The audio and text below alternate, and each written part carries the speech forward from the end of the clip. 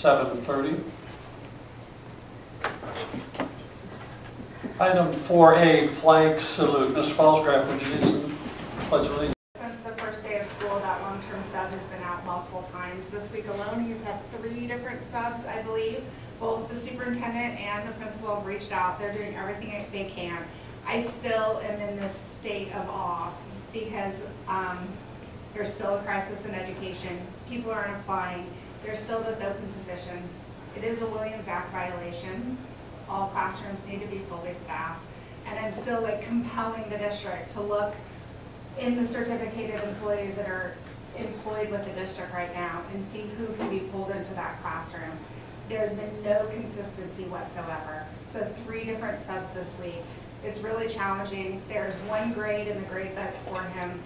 And it's just, I know it's a challenge, and I know it's beyond anything that they can really do. They can't make people apply for the job. They can't make subs show up consistently. But I read the contract multiple times, and it's up to the purview of the district to pull people in and transfer them into classrooms where they're needed.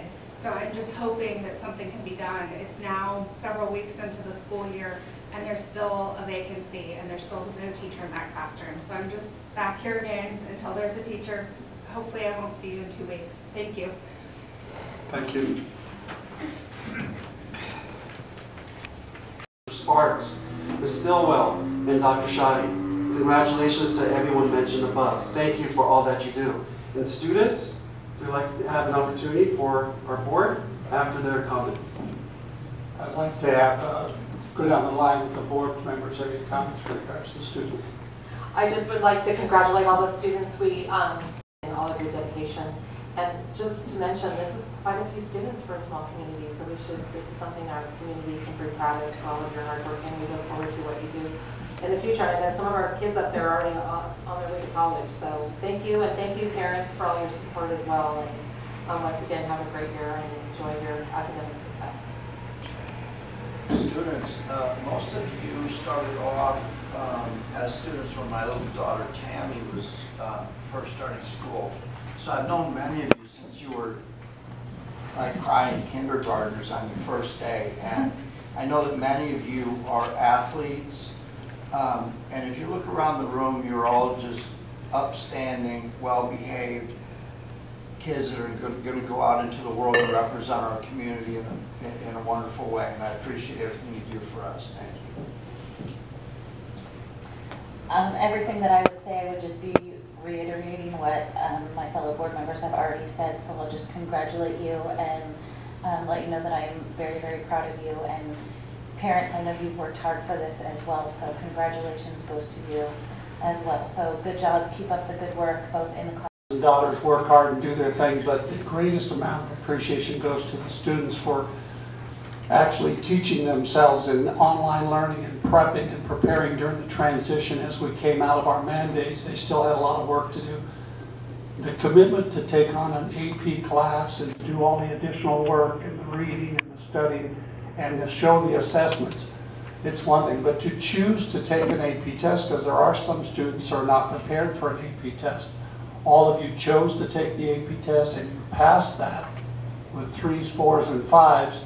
So now on your official transcript, when you go to college, the admissions counselor looks at those AP credits that are on your transcript that signifies what my colleagues on the board have said, that you are exceptional young men and women, and that what's going to serve you well, your hard work and your commitment to your studies, whatever that is. I was not an AP student, but I certainly appreciate the hard work that it takes to get it done with all the extracurricular activities, whether that's athletics, performing arts, doing club ball, doing other things that are all, in all this turmoil that we went through, you still were able to choose to do an AP class and then take the test and pass it. Congratulations to you all.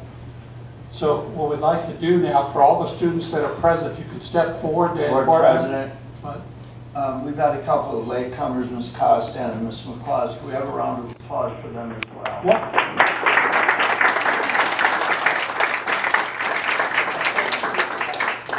Come out in the open where everyone there you go. That's much better.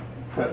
So of all the AP students that are here, Who else is here? Maybe Ray. Daily bread, yeah. You'll come forward. If you'll come forward and to the dais, and we'll have a photo op so we can record this. You can put your stuff down. Yeah. You would need to walk forward.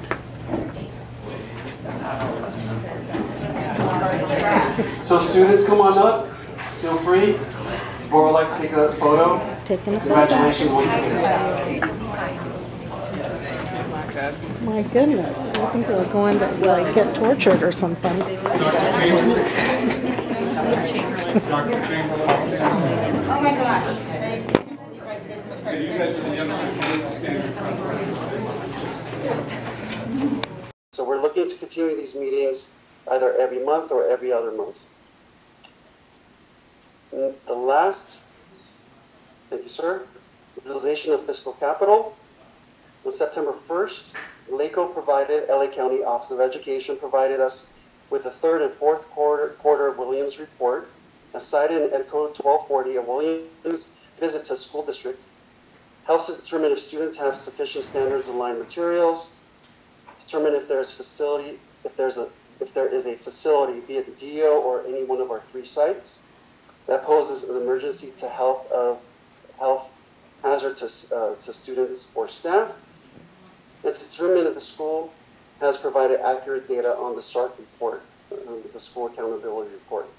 The third and fourth quarters from last academic fiscal calendar were between February 2022 and the end of June 2022. I'm pleased to report that we had 0 Williams findings for both quarters. Thank you, Dr. Zahakian. Item 70, COVID-19 reports. Dr. Zahakian. I don't have an update to share this evening, but I'm looking to bring back the COVID report for September 25th at our next board meeting. I apologize. You said September 25th. Yes, at our next, I'm sorry, September 22nd, forgive me. 7F submissions. Do we have any submissions, Dr. Zahakian? No submissions this evening, thank you.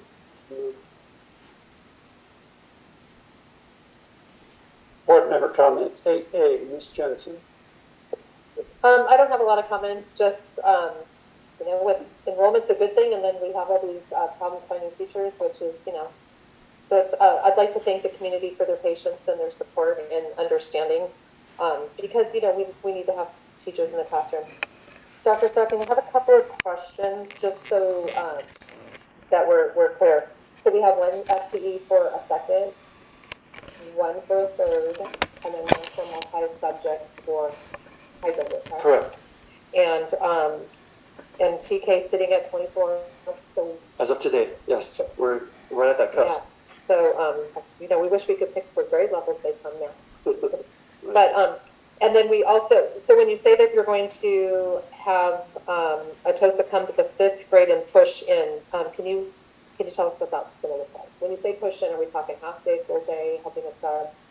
Are we talking co-teaching? Like, I think we need to have some clarification what that means for our community. Sure, thank you, Ms. Jensen. Ms. Shaw, our Assistant Superintendent for Ed Services, can we clarify a little bit in terms of what we know for the push and support? For the push in for the 5th grade, what is that going to look like? Thank you. I think it's going to depend on when we get the next sub in, what that looks like. Because at this point, we're working on getting the permanent person in there and what their qualifications are. So the Tosa is aware. I spoke with her yesterday, so she's willing and was ready to go in there and do whatever she needs to do. But we need to talk to that person so that they're aware and we know what their needs are. Does that make sense? I'm sorry. Like, we haven't committed to we're going to be in there half a day helping the person, because Right. we don't know if that person's going to. What the need's going to be. Yes. So when we have the conversation with the new person, we'll find out what their And when needs is the are. new person coming? We don't know yet. Okay. But tomorrow? There's a kind of domino effect happening. Okay. I got you there. But I think in the short time future, like tomorrow, Monday, maybe we could get some more clarification for the families that are wondering. They're not really clear. I don't feel like the families are gonna know for Monday what's happening with my 5th grade student. Yes, we were trying to get something in place by Monday, so hopefully we confirm something of tomorrow, but Okay. this evening, I mean, this afternoon by 4:30, we weren't able to confirm. So we're hoping that we can confirm tomorrow so that we'll know, be able to tell people. Okay. And this might not make some people happy, but I do want everyone to understand that an average class size of 26 is considered very low, right? So compared to what everyone else, where everyone else is sitting. So, I mean, that's just something that our community enjoys. So I just want to point out that that's something that is another plus for our district is when we are fully staffed, that we do have, compared to most areas, we have low class sizes. So that's excellent. So with that, we expect to have good outcomes out of those classrooms. So that's all my questions. I just feel like we needed to have some more clarification of pushing in for the 5th grade.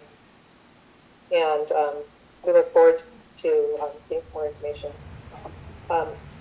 Dr. Sackett, I'm going to ask that once you guys figure out what the situation is, if you could reach out to that class, please, so the parents have a clear understanding of what's going on to kind of calm some of their concerns, which are, you know, they have reason to have concerns.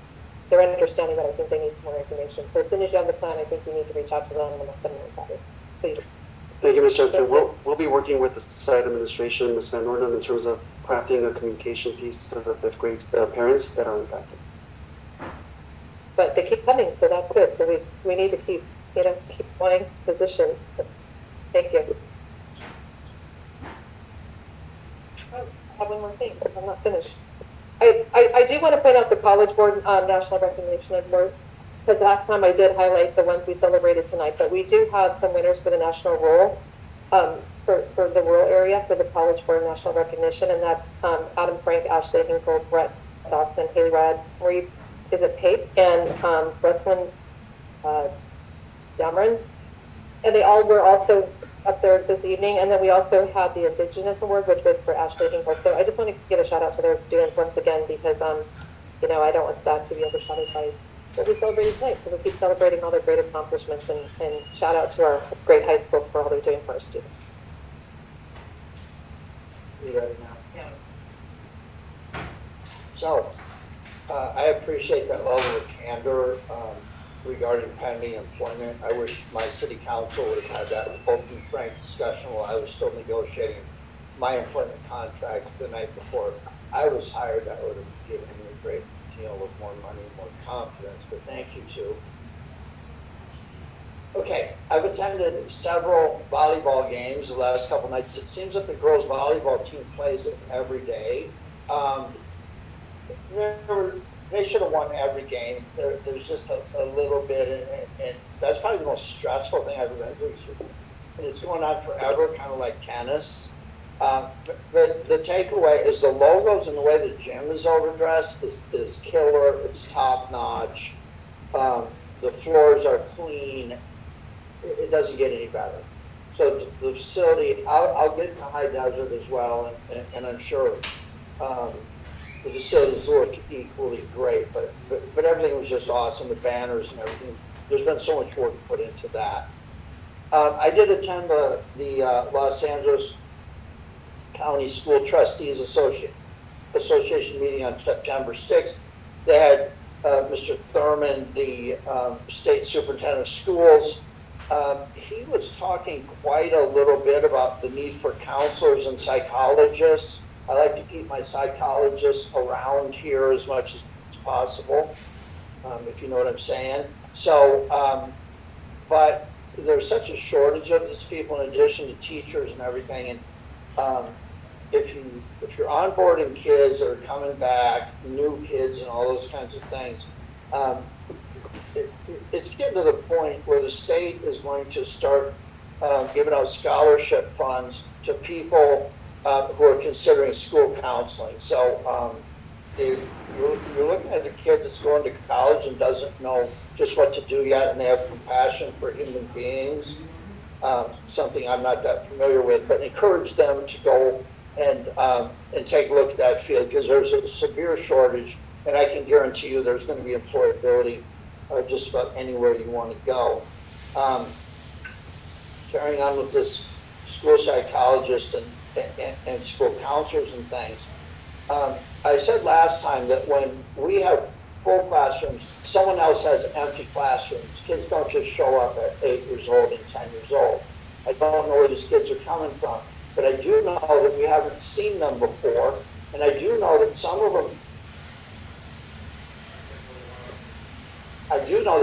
them probably have IEPs, and I do know that once they're enrolled is the appropriate time to ask about an IEP, not before they enroll. But at the end of the day, when we have kids coming in here, there's 30 calendar days to identify those things, and then there's meetings to have and stuff. And I really don't want to see an uptick back there 6 months from now because we've missed dates and stuff. And we want to remember a big settlement to knock off 2080 enrollment just like that. So when we're onboarding kids, psychologists, counselors, those types of things, look at the paperwork really close. Always protect the dignity and confidentiality of kids who do have those kinds of things. But be on the lookout for those, because the time they walk in the door, the clock is ticking. I'm going to talk a little bit about that in unfunded liabilities when we get to the budget report. Guess what? The papers say the election has been canceled due to a lack of a sufficient candidate pool. I don't know that that's a compliment, but whatever it is, we have incumbents coming back. We have new board members that will take seats up here in December. Here's what I would say. I would suggest the superintendent's office and the administration team, please make yourself available. The people that are coming on are not board members yet. Let's not be confused about that. But we want to be able to make sure that people have the access to be really, really informed about the LCAP, the budget, and just governance training. We need to have a governance training session before December. I don't know that what the governance, Masters in Governance program has to offer, whether people who are going to be on the board or whatever can go to that. But if you come in here lacking financial expertise, governance expertise, and you don't know what the LCAP is, I'm not interested in having a welcome wagon and be floating around in March and still wondering what we're doing here, trying to adjust to each other. Let's get up to speed on this stuff as quickly as possible. Superintendent's office, please, if somebody is reaching out to you and wants to understand, don't be a hindrance. The people who are coming in have expertise in areas that we need. I will limit it at that. Finally, I've always said, any that prescribe to my videos, I've always said, everything you think you are and know, your first trip back there can pop that bubble just like that. So if there are pending issues about stuff that's happened in the past, people are confused about that happened back there, ongoing issues, understandings about what you can say coming out of there about negotiations, what you can't, I would suggest you schedule the first meeting that includes the new board candidates in closed session to be an extended meeting. Bring everybody up to speed quickly, please. Keep your eye on Senate Bill 1061 and Assembly Bill 2584, because what those do is they look to limit how much special election costs are, and then there's some stuff about recalls and stuff. They're trying to limit the way that the boards are put together, especially in rural areas where there's fixing going on. I'll leave that at that. I don't take up the habit very often of violating the Brown Act by saying, oh, you spoke to me, so I'm going to respond to you. We're not supposed to do that. But I will say this. The ADA I've always said, I don't listen to gossip much. If I want to look at an employer, if I want to look at a school district that I'm going to send my kids to, I watch a school board meeting. And if it appears to be a fiasco, I'm not sending my kids there. If somebody's portraying the employees to be burned out, unmotivated, why would I send my kids to that school? So I very much appreciate the exchanges we've had lately because they're a linear approach at problems that extend far beyond this district and into greater education. What I heard tonight out of AdArab, it would be a pleasure for me to make the decision to send my kids here. And I think about 113 people have made that decision. I don't know why. I'm glad that they have, but I've said this in the past, I'll say it again. When I started on this board, we had our hand out for money. We don't even know where it was coming from. Everybody was suing us. Now our classrooms are busting out at the seams. We have programs that people want. This is about the business of education. We don't just come here anymore because it's down the street. There are a lot of choices in education now. And I'm proud of giving people, this is where people are choosing to come and shop. And I congratulate you all, Brianna.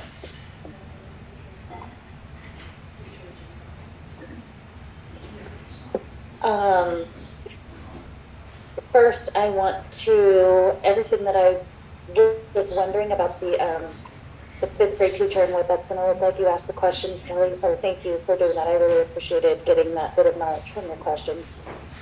I'm very excited about adding teachers and adding ABA to our school, adding students. I'm curious to where on campus are these students these new teachers going to go? Do we have 2 open classrooms at Meadowlark, or are we looking at creative spacing like we did years ago? Great question. You don't have to answer it right now if you don't want to, but by all means, go for it. So, taking a holistic view, anywhere from staffing allocations to the physical layout of the campuses.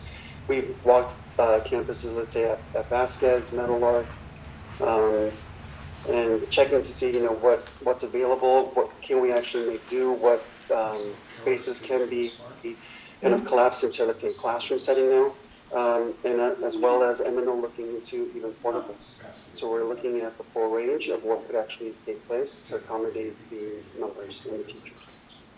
Thank you. I do want to give a shout out to Mrs. Chamberlain, Mrs. Van Ornum, Mrs. Blindmeyer. You guys come every single week, and not every employee is beating down the door to come and join us at our board meetings. So I just wanted to thank you guys every single week for coming in and supporting the district with your time here at the board meeting. So I thank you for that. I was able to attend a part of a Vasquez volleyball game. I'm looking forward to attending the High Desert Prep volleyball game tomorrow at High Desert. I love supporting the sports. I love supporting the students. I do wholeheartedly believe that we do have some kids on our campus that can excel and play the sports and play the instruments and the dance and do all of the things. And we celebrate them often, but I also celebrate those kids that come to school and get their grades just so they can play sports. They're barely making that 2.0. Sports are important, and those kids are going to graduate because we have the sports programs. So the more sports that we have, the more encouraging it is to not forget about those kids that aren't the most scholastic, but they are athletic and they have found something that they love on our campus. And that's always the goal, to get kids to come to school, find something that they love. It might not be a calculus class. It might not be come to school for friends. They might just be coming to school because they love sports, and we need to celebrate that as well. So that said, I want to thank Don Schneider and Coach Sparks for schools right now, and I want to say thank you from the top. The administrators, the principals, the teachers, and all the staff. It goes to all the credit goes to them for making that environment really positive and inviting for the kids to want to come. So thank you for making that possible. And with that, I'm just going to keep it short tonight. Thank you. First of all, I want to recognize and thank our students again for their hard work for AP testing. can't underestimate and can't discount the importance that that plays for their transcript and their endeavors to be lifelong learners at a university or wherever they want to go when they can get that AP designation on their official transcript because they passed their AP test. And a big shout out to those students who were successful enough to get 5s, because 5s are difficult, they're challenging. Every teacher knows that. Our AP teachers, instructors know that. And like we did. The parents, we appreciate your support for your students and your students and the teachers, but the best congratulations go to the students for helping them going online and get supplemental training to prepare for their test, particularly in these challenging times. Moving on to our member unit representation reports. It's always good to get good news and enriching and uplifting news coming from our staff, and we always knew that we had really good teachers and classified on our campuses, and it's good that they get that recognition when they come to public comments by their member representatives. It helps us to attract more people. I know that listening to what the comments were about the new teachers coming on board, congratulations to HR and the interview committee for selecting teachers that are going to make a difference, that come into our small community, because that's our attraction. We're not a big campus with 5,000 kids. We're a small district with smaller groups of kids. We have classroom challenges coming with the ADA, and those are good. Those are good signs that we have those challenges. Now we address those challenges and move forward. We don't build a classroom and there's no kids. We get the kids and then we out-of-box respond to that. And I think that, I know you and I have had conversations and that you'll talk with staff and make those efforts and get those things. So I look through the personnel action report and I see that we're not, like we said before, we're just like every other district. There's challenges we face, and we've got to find out where those professionals are that want to come in and help our students. So one question I do have is, we have some agreements with universities for credentialed program teachers that want to be teachers. Are we doing any outreach? Hey, do you have anybody in the credential program that can come over here and start their training here with supervision, like what I do with the University of Bakersfield? Great question.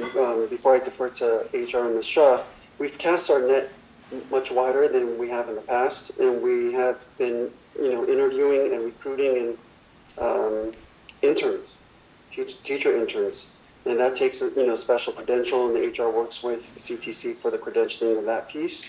So we've cast our net with teacher interns to get them in our classrooms. Well, if there's anything that you want to add. I will confess that when I go to my candidates that I supervise for Cal State Bakersfield, and I said, why are you here? Why don't you come? I keep telling them, go down to A.B. Freeman, that little school on the left. But they're picking up the coordinator that places these candidates that, hey, I've got an opening over here. You guys got anybody in the pipeline that's in that portion of their credential training where they can qualify as an intern? Come over, we'll have our TOSAs that can supervise them and get them in there so that we can so we don't have these long-term vacancies that affect our kids. I don't know. I know that you're working hard. It's just that when I had my Zoom meetings with my candidates that I had at Cal State Bakersfield right before I came here, I'm looking at all the candidates. I'm figuring out which one could work. what are you teaching? Trying to convince them in the best way I can to take a look over here instead of going to the big high schools. Come over here to our middle school and to high school. So just the idea. Pick up the phone and call. I know you're working hard on it. I was encouraged. I did get I heard from some classified persons employees about the PDs and the volunteer PDs and their involvement in the PDs for our CSEA members. And I want to thank you for that. That's encouraging that they're not left out. We have PDs for certificated. It's every year there's PD. But now I know that we've got professional development. And the key word is professional development. Our classified staff are professionals at what they do. You look at our campuses, they've improved, they do great work. they're taking care of our athletics, the after-school events, they're helping prepare, so they are just as much professional as our certificated staff persons. I know that I spoke with the doc over there about transportation, and I met and I ran into the new transportation coordinator, and I went and looked at the buses. And I want to thank you. The buses are looking better gradually as we get that appearance of our campus, our district, when they float around campus, people stop and they see our nice looking buses, regardless of their age.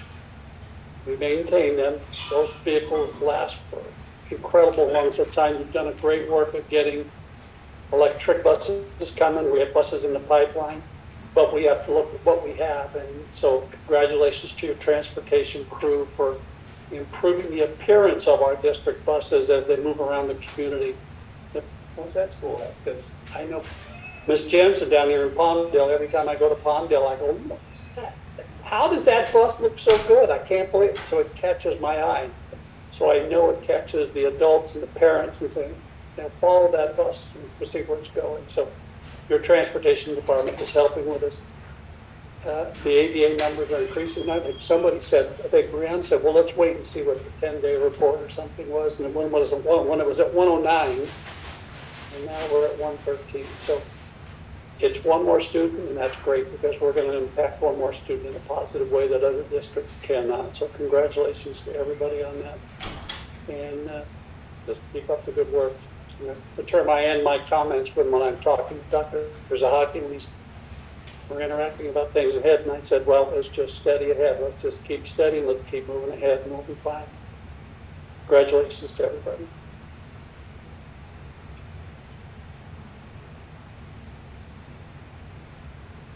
Nine, consent agenda. The consent agenda has 2 items.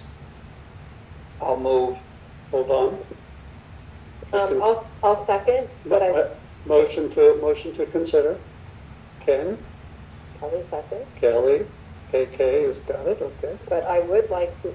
Hold on, wait, let me introduce them for a moment, please. The first one, consent, is actually the minutes from the board meeting of August 25th and the warrant register 9C, so it's B and C. Yes, but I would like to pull the minutes, please. Sure. Board member discussion, Ms. Jansen. Board member comments are missing from the minutes from the last board meeting. And the previous as well, yeah. But it's maybe noted by now, so we need to update our board comments. So I'm going to suggest we table this until we can.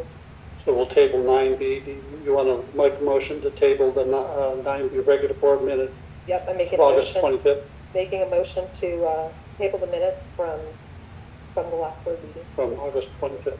I will second that with a point of order that any of the last board meetings that do not have board member comments should be resubmitted. Good. Okay, so any other board member discussion on the amendment to table 9B minutes from the regular board meeting on August 25th? Hearing none, call the question. Kelly Jensen, aye. Walsgraf, aye. Brianna Texoni, aye. Chad Walker, aye. Tim Jorgensen, aye. The warrant register is amended to table 9B. The only remaining item on the warrant on the consent agenda is the warrant register. Motion to consider. Motion to consider the consent agenda. Ken, after the revision, you want to still move it to consider the consent agenda? Yeah. This is Kelly Jensen, so moved. Okay. Board member discussion regarding warrant register. Hearing none, call the question. Kelly Jensen, aye. Walsgraf, aye. Brianna Texoni, aye. Chad Walker, aye. Tim Jorgensen, aye. Consent agenda is approved. 10A, personnel action report, motion to consider. Chad. Okay. I'll second. Brianna. Dr. Zahaki. Thank you, Mr. Jorgensen. Just want to share with our trustees, we have not amended the PAR since posting the agenda. Pardon? We have not amended the PAR since we posted the agenda. Board member discussion. Yeah, so, because I'm looking here, we have elementary teacher for High Desert, not Meadowlark, so that's what you're, is that what you're saying needs to be amended? No, we typically have changes to the part after posting. Okay. What was posted originally Correct. is Okay. correct. Okay. Thank you. All right, because I see our open positions, it says High Desert for elementary. Yes, that, For the because- fifth grade, because- right? But then are we gonna add Meadowlark? yes. Kim? Of course. We have it posted for Meadowlark. Okay. Just amend the part and just. Got it. Should, I just wanted to make sure. Okay. should we pause for audience discussion? No, okay, thanks. That's it. Any other board member discussion? Call the question. Kelly Jensen, aye. Balls drop aye. Brianna Texoni, aye. Chad Walter, Tim Jorgensen, aye. Personnel action report is approved. 11A, football field refurbishment at High Desert School. Motion to consider. Chad, Kelly Jensen, second. Kelly, Dr. Zahaki. Thank you. I know that there's a well overdue refurbishment of the High Desert field, so the proposal is attached. Dr. Mirza, I'm not sure if you have any comments to share with the board this time. Just that this project was approved over to be completed over the summer, but this is their actual proposal, delayed due to supply. Board member discussion. Hearing none, call the question. Kelly Jensen, aye. Balls drop aye. Brianna Texoni, aye. Chad Walter with that. Tim Jorgensen, aye. Motion carries. 11B, purchase of gopher mesh for High Desert Field. Motion to consider. Kelly Jensen, so moved. Kelly. I'll second. Dr. Zahaki. So we got some gopher mesh for additional mitigating factors for the field at High Desert. Board member discussion.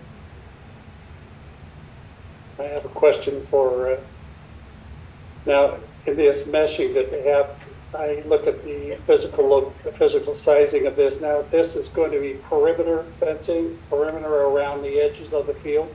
Yes, So it's going to go down X feet to keep the gophers from lateral digging. yes. It's not going to be carved on the field under the turf. That's the only thing I have. Any, call the question. Kelly Jensen, aye. Balls drop aye. Brianna Texoni, aye. Chad Walter with that. Tim Jorgensen, aye. The motion carries.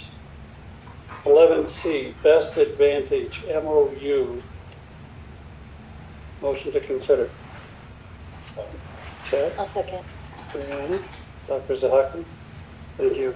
The Best Advantage MOU is really the LACO financial accounting and payroll platform that we pay LACO for us to utilize. This happens approximately every 3 to 4 years. Board member discussion. Hearing none, call the question. Kelly Jensen, aye. Balls drop aye. Brianna Texoni, aye. Chad Walter with that. Tim Jorgensen, aye. Motion carries. 11D. But he needs to. Okay, we're beyond that. 11D, Heartland Solutions. Motion to consider. Brianna, He needs Kelly, to go out. second. Kelly, Dr. Zahaki. Yes, through our child nutrition funding source, we're recommending the purchase of an updated point of sales system for food service for our district, please. Board member discussion. Hearing none, call the question. Kelly Jensen, aye. Balls drop aye. Brianna Texoni, aye. Chad Walter with that. Tim Jorgensen, aye. Motion carries. 11E, 2021-2022 unaudited actuals. Dr. Zahaki, motion to consider. I'll move. I'll second. Thank Who you. seconded? Brianna, Dr. Zahaki. Thank you. Our district is growing our ending fund balance by prudent oversight and controlled spending. And I know that Dr. Mirza has a formal presentation. It's all yours, sir. Good evening, board members. So tonight we'll be presenting the 2021 unaudited actuals, which is basically our year end of how we did with our revenues and expenses and what we said we were going to do, our projection based on what the expenses that we planned. So this is a report to pretty much give you our financial fiscal standing from our previous year. All right, so there we go. So right now, this is just a visual point of where we were, where we came from, the governor's budget, all the way to maybe revised. We adopted our budget. We have the first interim, second interim, and then in June, I presented to you our estimated actual, what those were. At that time, we had expenses up to March, and we project out where we think we were going to be at the end of the year based on the information that we have. And so we're going to use that as a comparison tool of what we projected we thought we were going to have and where we actually are right now at the unaudited actuals, where everything landed after all the purchases came in and all the revenues were accounted for. And then in December, you guys will hear from our independent auditor to see how we did, if there's findings, no findings. And so what has changed since all the books have closed, all the year-end closing entries were done. Unspent allocations have been identified, reserved, and assigned to fund balance as appropriate.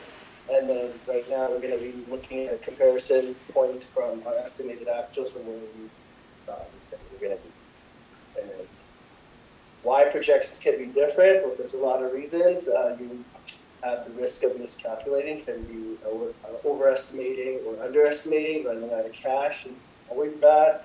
Revenue is received that's not anticipated. As tonight you'll see that there was revenue that we received that we weren't expecting to receive. And we knew we applied for the funding, it's just we didn't know what the timing of the funding was coming in. Expenditure allocations, budgets that were not completely spent, so people that were allocated money to spend, they didn't utilize all their funding, so that added to our ending fund balances. And then purchase orders, all of our items that were ordered that were issued before June 30th, and worker goods were received after July 1st. And so we're going to break it down. We'll start with the revenues and we'll go with the expenses. The revenues are broken up into two different pots. You have the unrestricted side, which is really what we care about because is our LCFF funding, and then our restricted side, which is broken into our federal funding mainly, and dollars that are tied into specific programs that have specific uses for. So our LCFF formula came under about $445,000. Our federal revenue normally, as you can see why it says 0 here at estimated actually, because federal revenue normally falls under the restricted category, but we received some new funding that we'll go into detail about what it was, and that funding was classified as unrestricted. So when you get the money from the feds, we either tell you there's restricted usage, or you give you the flexibility of here's the money, what you want, as long as it falls in these parameters, and that determines whether it falls under the restricted side or the unrestricted pot. And so then we have state revenues that came in a little higher and local revenues. Just a glimpse of what our restricted allocations are, so people have a visual aspect of here. Okay, so we keep saying restricted, but what falls under restricted categories? So we have our ELO program, educator effectiveness, lottery, part of lotteries, restricted money. We have our A to G success grants. So these are just the programs that make up the restricted ending fund balance. So changes in revenue. LCFF was, quite honestly, was just overstatement of what we thought we were going to get and compared to the revised P2 funding. And so that's why it came in lower than what we expected. But we had unexpected local revenue that offset that. And so federal revenue increased 58,000 of it was due to the new forest reserve fund. And that's where we saw the 50,000 over there on the other end on the unrestricted side. It is still federal revenue, but they give you the flexibility to spend it how you want. 584,000 of the revenue was deducted from the carryover amount to match the expenses for ESSER 2 and ESSER 3 funds. State revenue increased by 231,000 due to several reasons. 57,000 was due to the funding rates for the state lottery went up, so we received more. $150,000 of that was we applied for the A2G Success Grant and finally came in. And then $9,000 unexpected was ethnic studies. We got a grant for ethnic studies. And then local revenues, we got unexpected funding from LACO due to a closed charter revenue. And we tried fighting with LACO to give it back to them, but they said that once charter closes, any monies that's left over goes back to the district that had oversight authority over them at that time. And so they sent us a check of $133,000. We received $53K increase in revenue from method schools based on their revised P2 certification, and $78,000 increase we saw from our SELPA for our SPED funding, which is a plus.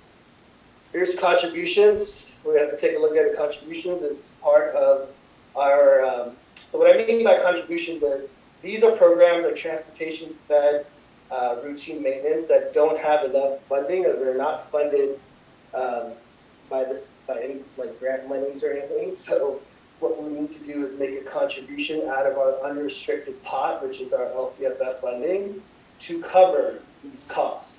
And so, as you can see, the unrestricted side, it says we spent $106,000 more than what we budgeted to spend to cover the cost of these other programs. Like $53,000 more than we expected came out in transportation expenses for regular gen ed. SPED transportation came out $23,000 higher.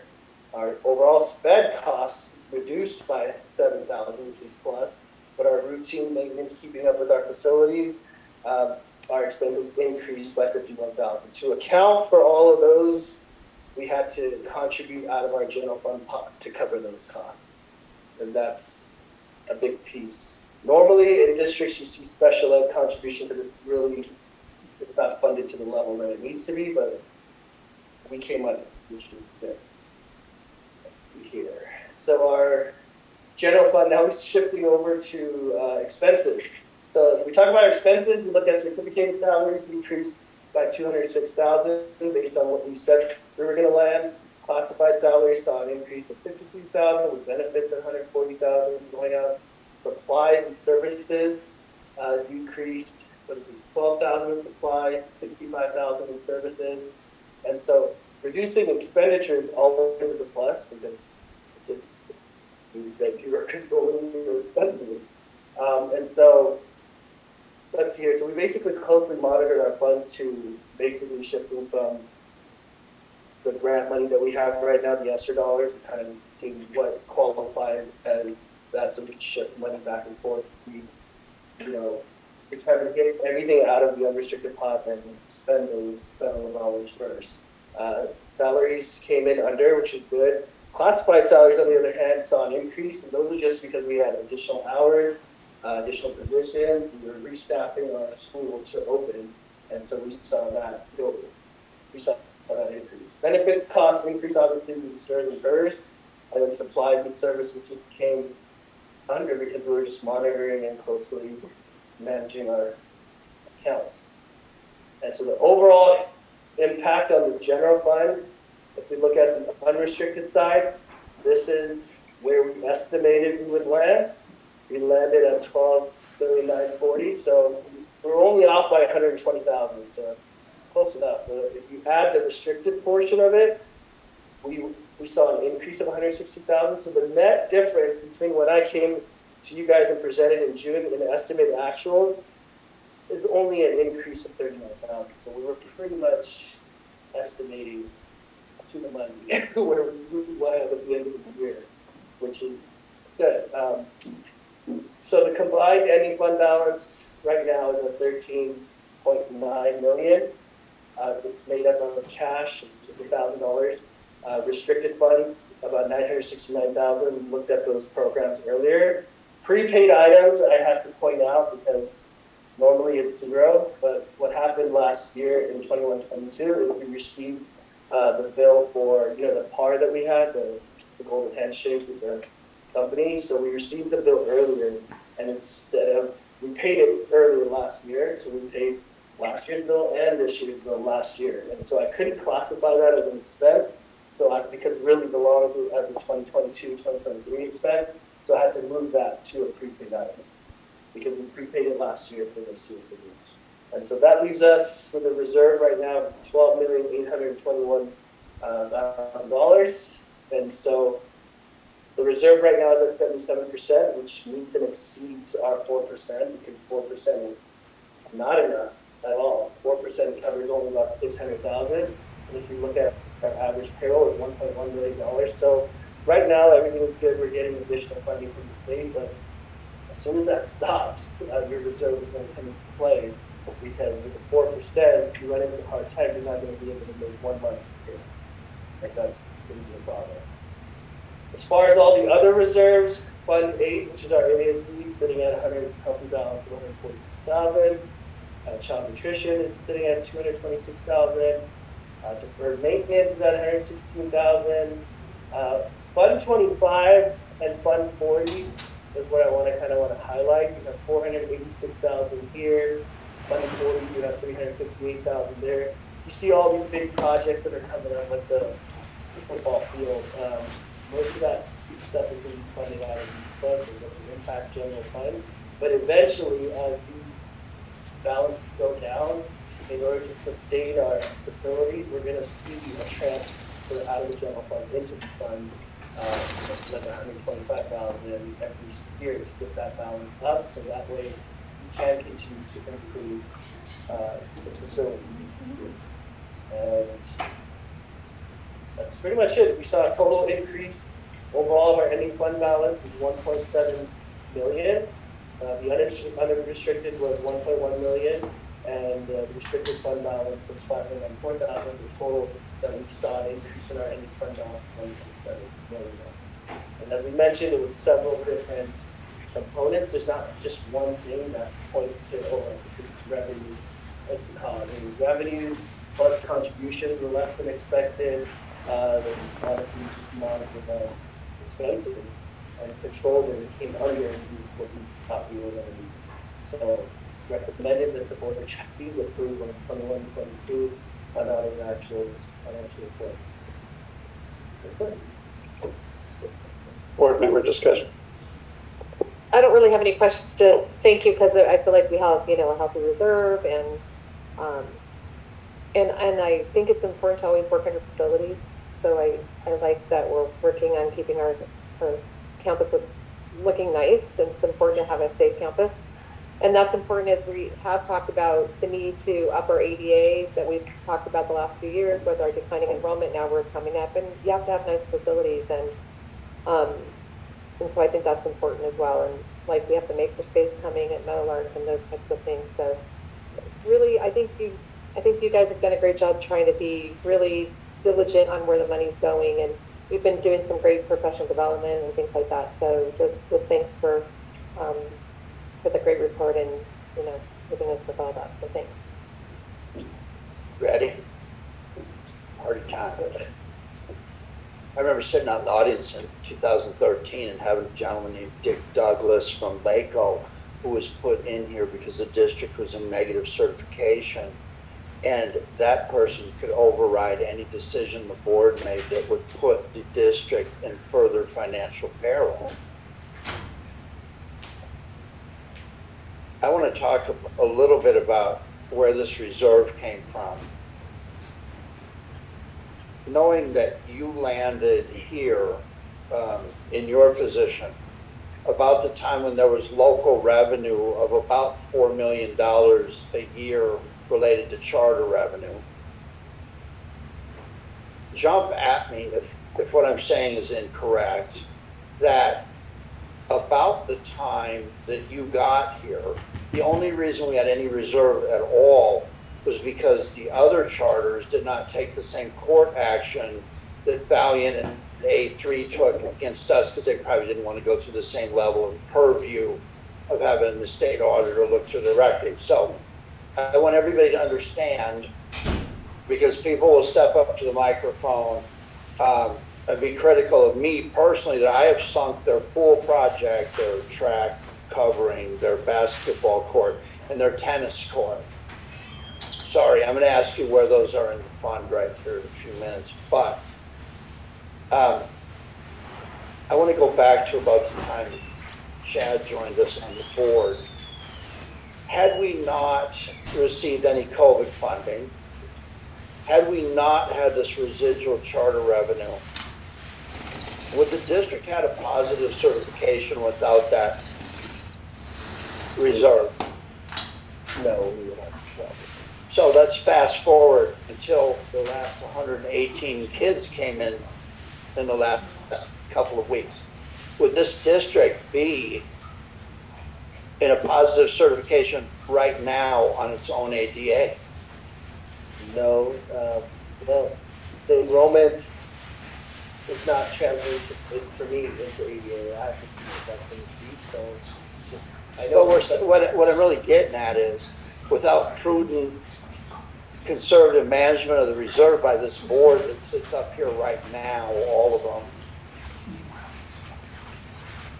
while we're up here being bashed about why I didn't put in a swimming pool and use this kind of covering and that kind of covering, yeah, I take it personal. I take it personally that I'm a success in holding on to money so our school isn't closed down. I just want to get that out into the record. And to this day, without the conservative management that you've thrown out on the table, I know the superintendent is throwing all kinds of pet projects out today, but without that conservative management, I want everybody to understand that this district would not be in positive certification.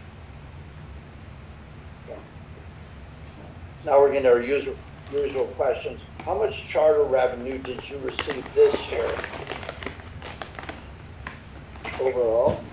Compared to Yeah, oversight? how much money did you make off the charters? Please tell me zero. Make off zero. Zero. And I need to confess something. I wanted to delay the charter policy update, but I kind of forgot. The reason we had to do a charter policy update every year is because the state auditor requires us to do that because they still don't believe that we cannot commit charter crimes of a funding nature. Is that accurate? Yeah, it is. Wow. Okay. Was there any charter, this is the one I want to know about, is there any charter-related encroachment, meaning whatever the charters did, we had to pay for because we're kind of like the LACO of our charters. Did we have to dive into our own kids' money to pay anything for a charter? No. That's incredible.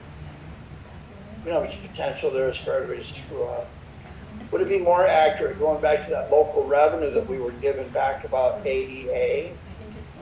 You know, when you do a project for the government, they hold a retention on your money in case any of your work is screwed up. Is it not more accurate that LACO held on to that $133,000 to see if there were any more, did I just say more? Well, I wasn't supposed to say more. Liabilities that came in with that charter when it failed, that weren't supposed to be in the first place because of all the MOUs you had in place. Would that be a more accurate statement? Yes. Yeah, there we go. Isn't the truth enriching? Okay. I just went, I'm kind of rowdy today because we had our annual, the department I work for, we have a commission. So that would be like, kind of like the safety committee at the high school coming in and informing the board. So you have a commission that runs a certain department. We went through our annual performance measure review today with the commission. The commission loves the performance indicators that we have. They're better because they give us the money and that kind of thing. Trust me, I know that. I'm going to give you compliments at the end. But what our commission is worried about is the unfunded liabilities. We have trees diving out of the sky, or the trip hazards, all those kinds of things. I don't see anywhere in your numbers where there are a lot of what we would call unfunded liabilities. So trip and fall in a city is kind of related to, say, what would a $250,000 sped settlement do to your budget right now? How many of those can you handle right now? Not many. 5, 10? I don't want any. See the importance of checking the IPs when they come in the door and make sure you know what 30 days is.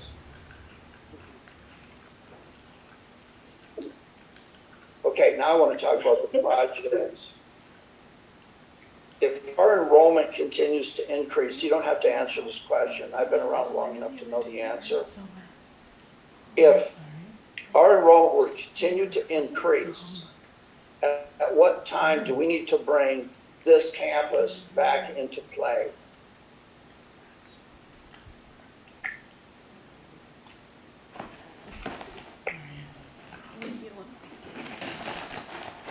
I would be thinking about that if I were y'all. Because when I get on TV and talk about how good it is, Chad, I loved your comments tonight. That was just the bottom line. That's the bottom line.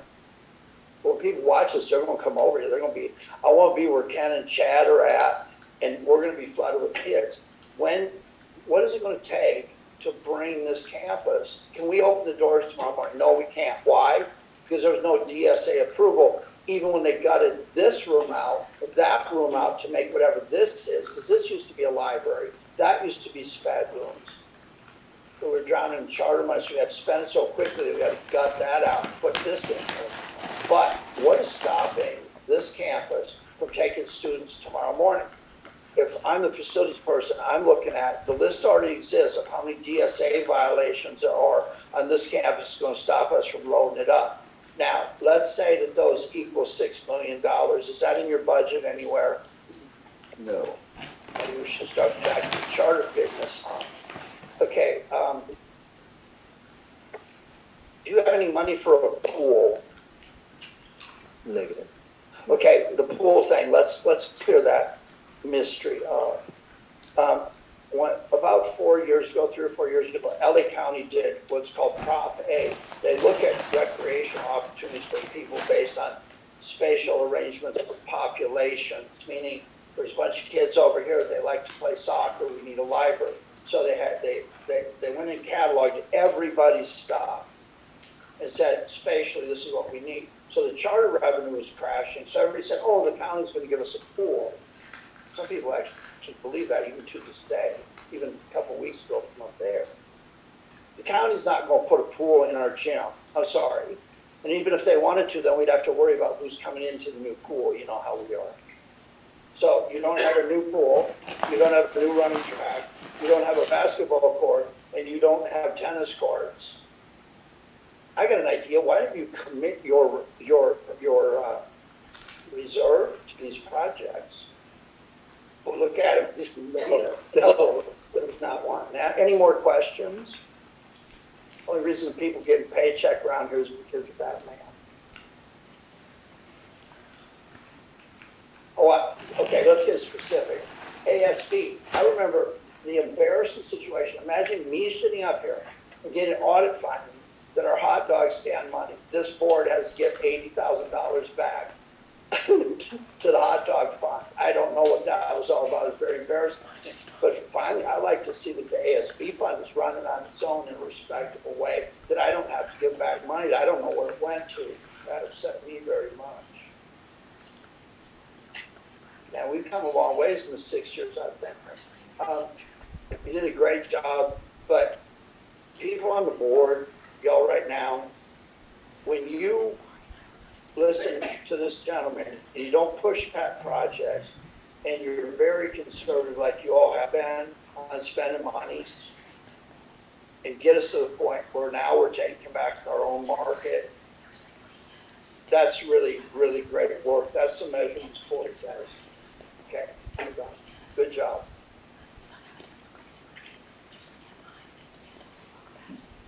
Thank you.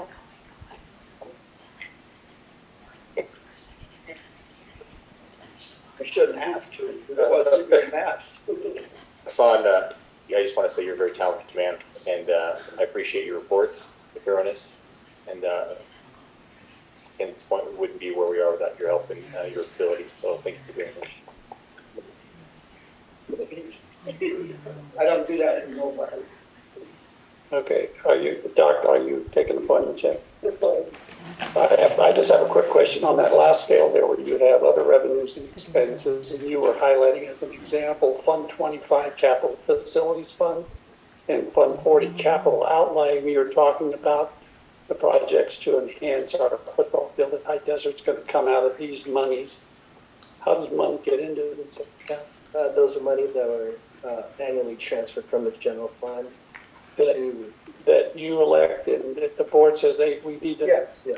Because I recall that one of my many occupations when I worked at the opening of the Hyatt Valencia, I sat in my meetings and they would put a percentage aside every month for these kinds of things, not knowing what it was.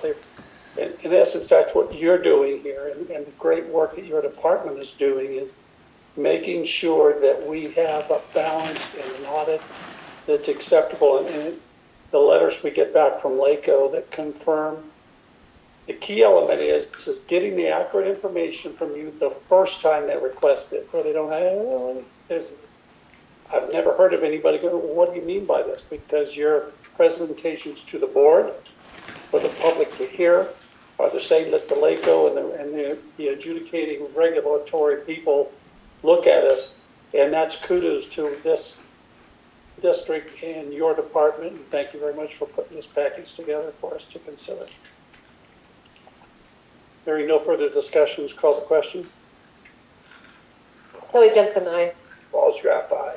Brianna Texoni, aye. Chad Walker, aye. Tim Jorgensen, aye. Motion carries. All right, solicit KB item 11 GAN limit resolution 2022, 2023.1. I don't know what that point one is. Anyway, motion to consider. A motion. Hold on, I got it. Who was it? I have to write something down, so I need to, who was it? A motion, I'll second. Hold on, Chad.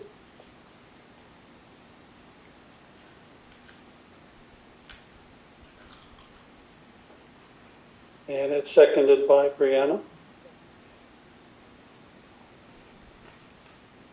Brianna, sorry, my question is it 2 M's or 1? 2.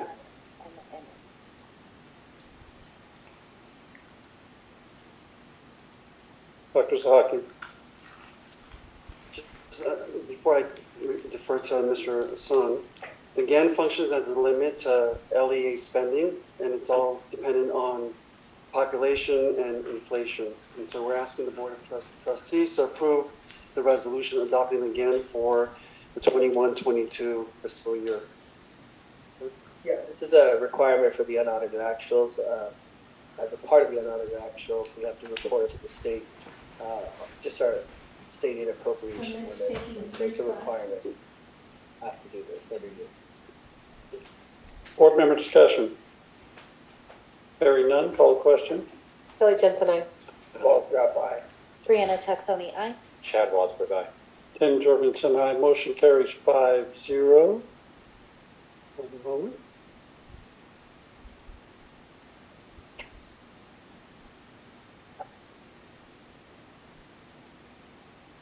(11G) Traveling Therapy Staffing Service Agreement. Motion to consider. Kelly Jensen, so moved. Dr. Zahaki. I know earlier we were talking about staff shortages, particularly when it comes to special education needs and staffing there. This is a client agency contract primarily for special education, positions that are quite difficult to fill. So we're recommending approval from the board for the staffing service agreement, please. Board member discussion. Is it possible you could have a therapist come and see me right here, right about now? No. No. Ms. Jensen, do you have any comments?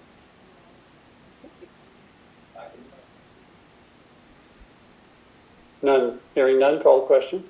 Kelly Jensen, aye. Walls, draft aye. Brianna Texoni, aye. Chad Walker, aye. Tim Jorgensen, aye. Motion carries 5-0. 11H. Soliant Health LLC Client Services Agreement. Motion to consider. Kelly Jensen, so moved. I'll second. Dr. Zahaki. Similar to the previous item, this is a client service agreement, particularly for SPED-related positions that are difficult to fill, for example, school psychologists. We're asking the board to approve the client service agreement with Soliant, please. Board member discussion. Hearing none, call the question. Kelly Jensen, aye. Walls, draft aye. Brianna Texoni, aye. Chad Walker, aye. Tim Jorgensen, Motion. Wait a minute, okay, can we get a placement for Mr. Watson? Okay, 12A calendar. The next board meeting is scheduled for September 22nd. Following on that is October 13th. Future agenda items. 13A. Board members? Hearing none. Do I have a 14A adjournment? Do I have a motion to consider? I'll motion. I'll second. Motion dies for lack of a second. No, I'm just kidding. Brianna, Chad, hearing no further discussion, call the question. Kelly Jensen, aye. Paul Tripp, aye. Brianna Saxony, aye. Chad Walker, aye. Tim Jorgensen, aye. Motion carries. Thank you very much. Good evening, everyone, ladies and gentlemen.